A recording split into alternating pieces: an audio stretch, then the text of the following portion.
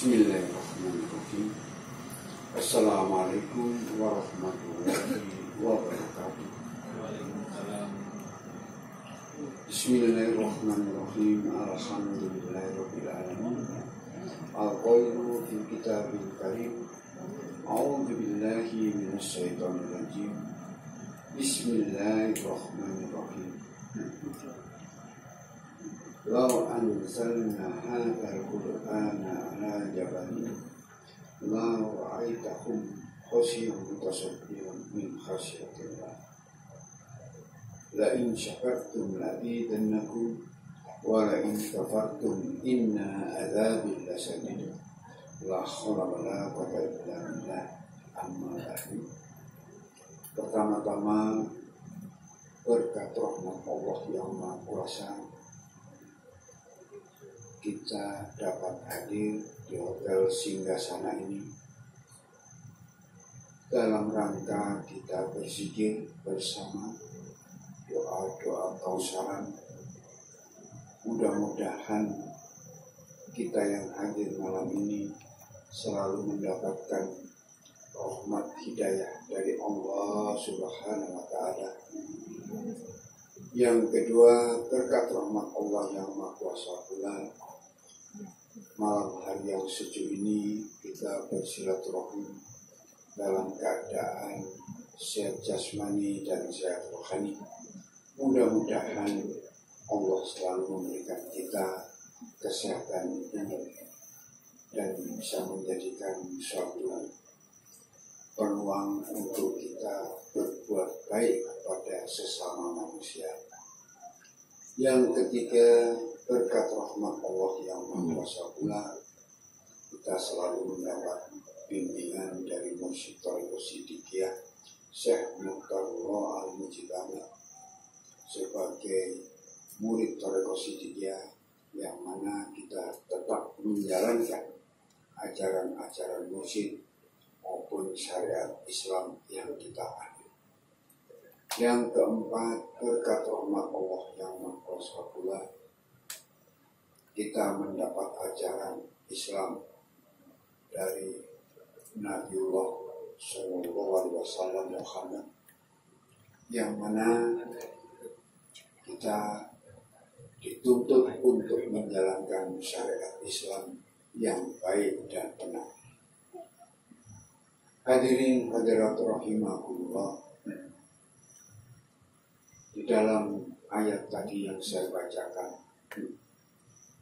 law anzalna hadzal qur'ana ala jabalin law ra'aitahum khashi'an mutasaddian min khasyatillah.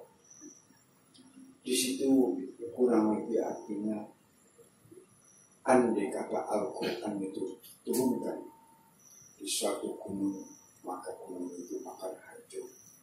Demikian kekuatannya dari Al-Quran.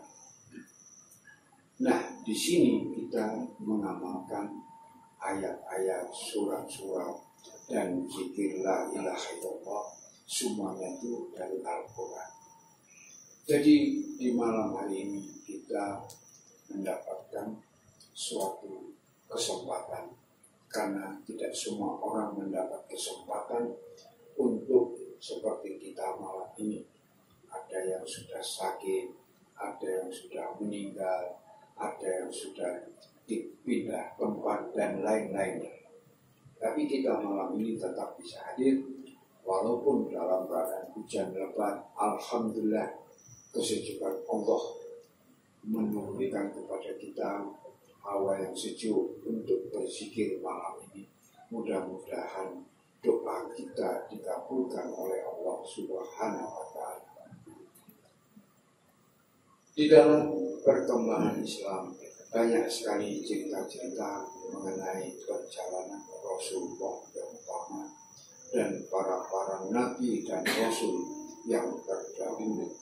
Itu menjadikan kita suatu pelajaran. Pelajaran ini yang kita pesati, bagaimana kita mendapatkan suatu musibah. Rasul juga pernah mendapatkan suatu musibah, di mana kita mendapat godaan Rasul pun mendapat godaan malah lebih parah daripada kita alami. Sehat, sakit, kemudian panas, dingin, kita mengalami. Kalau zaman Rasul datang naik onta, kita sekarang naik kendaraan lebih cepat, lebih aman, maksudnya tidak kena hujan. Kalau naik sepeda motor hujan pakai jas hujan minimal niup lah. Kalau zaman Rasul itu sudah naik unta padang pasir, kaki niup nanti itu sudah jauh. Kita makan sekarang online ada, beli baju online ada. Dulu kau wis gak mau panganan kok padang pasir, tidak ada yang dimakan. Andai kata kita melaksanakan seperti Rasulullah dulu pengalaman, saya kira kita tidak sanggup. Tahu yang diterima oleh Rasulullah dibanding kita saat ini. Dia waktu muda di Mekah itu menjadi idola penghuni kota Mekah karena Rasul ini orangnya baik dan murah hati, dan dia juga sering bersedekah, banyak temannya. Tapi setelah dia diangkat oleh Allah menjadi nabi, sejak itu musuhnya banyak di Mekah. Yang kawan sudah menjadi lawan, yang biasa silaturahim sudah tidak mau silaturahim gara-gara Muhammad sudah menjadi nabi. Sampai puncaknya Rasulullah hijrah dari Mekah ke Madinah. Itu dampak daripada dia diangkat nabi. Setelah hijrah ke Madinah, itulah berkembanglah agama Islam dari Madinah, bukan dari Mekah. Dari Madinah itu berkembang agama Islam, akhirnya beliau kembali ke Mekah. Di situ makin banyak perkembangan sampai saat ini, karena di situ ada Ka'bahnya, namanya Masjidil Haram. Di situ ada di kota Makkah, hanya boleh dimasuki orang Muslim tidak boleh masuk di kota Makkah, namanya kota haram. Jadi serba haram itu bagi orang-orang yang bukan Muslim. Masjidil Haram juga tidak boleh orang selain orang Muslim masuk. Jadi kata haram itu maksudnya di sana, bukan masjidnya itu haram. Haram bagi orang yang bukan Muslim masuk ke masjid, masuk ke kota Makkah dan seterusnya. Tetapi di dalam perkembangan zaman sekarang ini, ada pengalaman saya waktu di Makkah tahun 94. Saya umroh di bulan Ramadan. Saya mau ziarah ke tempat-tempat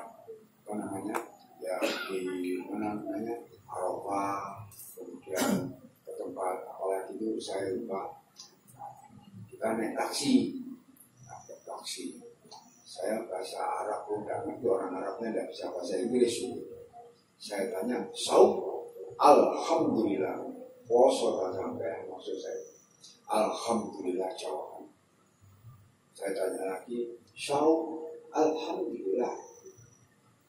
Pada waktu saya dari ziarah ke Arafah, saya cari taksi saya, di taksi, orangnya rokok-rokok. Rasakan berarti dia kok bisa ini gak poso di tanah Mekah, tanah suci dalam bulan Ramadan. Itulah yang perkembangan yang saya lihat, orang-orang di sana itu sudah tidak menjalankan umumnya, tapi tidak semua. Yang ternyata supir itu tidak berpuasa. Beberapa supir situ ya ngerokok kabeh, kumpul-kumpul kabeh. Misalnya kalau sekarang itu Grab ngumpul parkir, ya ngerokok kabeh. Padahal itu tanah haram. Jadi diharamkan bagi orang yang tidak melaksanakan akidah syariat agama Islam. Nah, sekarang ini makin parah. Siapapun sekarang itu mengaku Islam, KTP-nya Islam, ya, menikah secara Islam, masuk sekolah agamanya Islam, sampai bekerja jadi pejabat agamanya Islam. Di seluruh Indonesia ini presidennya Islam, wakil presidennya Islam, gubernurnya Islam mayoritas, Pak wali kota, bupati mayoritas Islam di negara kita ini, Pak camat, lurah mayoritas Islam. Tapi mereka sudah menggunakan akidah Islam dengan pengaruh keduniaannya ini. Nah, tinggallah kita ini yang melihat dan menjadi korban daripada apa yang dilakukan orang-orang yang mengaku beragama Islam. Sampai-sampai Islam ini menjadi suatu ikon, seolah-olah kalau sudah pakai kopiah Islam. Sekarang semua agama kalau di masjid, di gereja, di itu pakai kopiah, bawa tasbih, tapi tidak secara Islam syariatnya tidak dilaksanakan.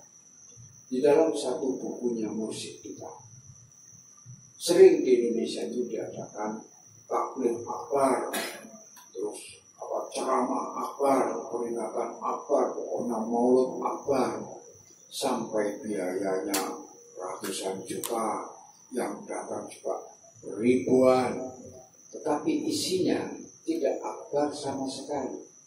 Dia hanya menceritakan ini dan lain sebagainya, tidak akbar, karena tidak berdasarkan la ilaha illallah.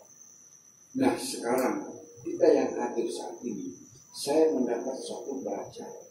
Andai kata yang datang itu sedikit, tapi isinya betul-betul mengenai la ilaha illallah, itulah yang namanya pengajian akbar.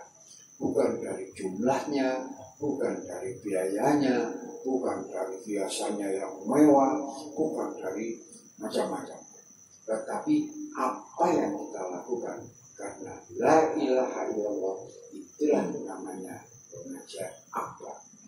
Andai kata yang datang 2 orang pun, di dalam diri manusia, setiap manusia beredar butir darah merah yang hidup berjuta-juta.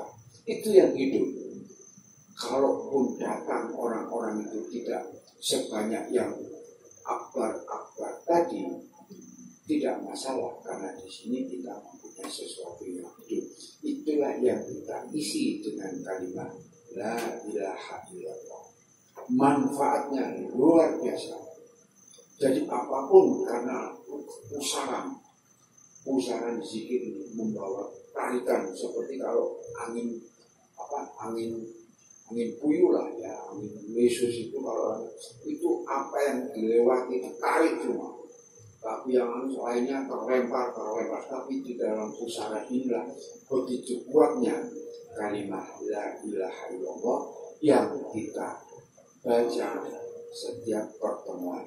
La ilaha illallah, la ilaha illallah, itu luar biasa, berdampak untuk kehidupan kita, berdampak untuk ke masyarakat sekeliling kita. Karena siapapun satu orang pun di dalam satu tempat berzikir la ilaha illallah dengan khusyuknya, maka orang sekitarnya mendapat nikmat barokahnya semua. Bukan hanya untuk diri kita, tetapi orang yang berdekatan itu pun mendapat hidayah barokah karena satu orang yang berzikir. Nah, dampak inilah yang kita harapkan dengan kehadiran kita malam ini di setiap tempat kita nanti pulang membahas zikir la ilaha illallah. Insya Allah keluarga kita juga nyaman, teman-teman kita, tetangga kita juga nyaman dan aman dan sehat. Andai kata tetangga kita ini ada satu aja orang yang gila, mungkin rumah kita itu sudah tidak nyaman. Teriak-teriak di depan rumah kita dilempari, kaca dipecah. Tapi tidak ada yang ada pada kita ini. Semuanya baik, tetangganya baik, diem-diem mikir makanan. Jadi semua silaturahmi ini karena zikir yang kita lakukan setiap hari. Nah, zikir-zikir inilah yang harus kita pelihara di dalam ajaran syariat Islam dan ajaran Thariqah Siddiqiyah. Zikir la ilaha illallah, la ilaha illallah. Beberapa beberapa hari yang lalu ada murid dia yang kerja di luar negeri lagi ada di Jakarta. Anaknya 2 laki-laki, 1 mahasiswa, satunya masih SMA, laki-laki. Yang mahasiswa ini mungkin karena terlalu dimanja, tidak mau keluar dari kamar. Padahal dia sudah harus menyelesaikan skripsinya. Bapaknya datang, tidak ditegur. Bapaknya datang tidak sungkem, tidak ada hormat kepada bapaknya. Sampai dia bertanya, doa apa Pak yang baiknya saya lakukan untuk anak saya ini supaya dia sadar bahwa dia punya kewajiban untuk masih kuliah menyelesaikan skripsi. Ya saya singkat saja bilang, baca cahaya saja. Dia baca 2 hari, banyak berjumlah. Berapa jumlah? Terserah. Tidak ada maksimal, tidak minimalnya. Sebanyak mungkin kamu baca bahwa anakmu itu dalam peredaran darahmu, sel darah pokok. Dia anakmu. 2 hari keluar dari kamu. Malah saya guyon kalau perlu di depan kamar ini kon ngomong sakit lah ya, metu anakmu. Lapar-laparnya nggak keluar, kamu tuh metu. Mesti metu lah kena bumbunya sate, bumbu bayi bopong. Tapi kamu baca lah, ya Pak, ya Pak. Tadi pagi alhamdulillah Pak, anak saya keluar, dia langsung mengerjakan, menghubungi dosennya dan seterusnya. Nah, itu dampak la ilaha. Baru itu kok sudah macam-macam. Di luar negeri, temannya itu kan namanya satu perusahaan yang di bawah PBB. Itu juga persaingan keras dari semua negara. Ada orang Jepang, ada orang Italia ngumpul di Jakarta. Itu ya sikut-sikutan. Yo menghambat, menghalang-halangi pekerjaan. Padahal semuanya itu kemanusiaan. Dia ada perusahaan, lembaga makanan dan FAO, Food and Agricultural Organization di bawah PBB, pusatnya di Roma. Tapi sama kondisinya orang kerja begitu, bolo-boloan ada. Dia sampai sana, saya suruh kamu banyak kausaran, banyak la ilaha illallah. Dan ternyata ya baik-baik saja sampai sekarang. Dia makin naik jabatannya, hanya sedikit la ilaha illallah. Tidak usah yang kamu baca banyak ya doa zikirnya lain ada, tidak apa-apa. Tapi isi daya dan tenagamu dengan la ilaha illallah. Jadi seperti kalau HP tidak dicas, ya lemot sampai. Nah, dengan berzikir bersama ini seperti kalau kita ngecas HP, nanti dia punya pokoknya uang, bisa internetan, kirim WA, kirim video call segala macam. Kalau tidak bisa iso belas, karena baterai ini kamu mutek, lobet bahasa Jawa ya kan. Kalau sudah lobet sudah ada harapan. Menjadi dicas mana baru. Nah, seperti itulah yang kita lakukan malam ini. Mudah-mudahan apa yang kita lakukan malam ini Allah memberikan hidayah barokah kepada kita yang hadir malam ini. Itulah yang saya sampaikan, mudah-mudahan menjadikan satu pelajaran buat kita yang hadir termasuk diri saya. Billahi taufiq wal hidayah. Wassalamualaikum warahmatullahi wabarakatuh.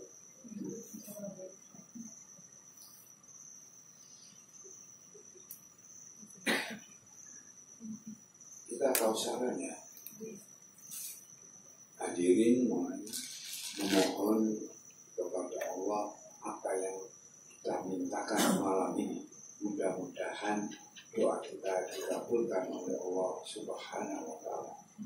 Karena tadi saya sudah berdoa, mudah-mudahan mari kita langsung oleh dikabulkan. Sekeliling ini sampai hutan terus begini sampai sejuk. Ya, itulah doa kita dikabulkan karena ya Allah nanti saya mau kausaran di singgasana hotel. Berikan rahmat-Mu,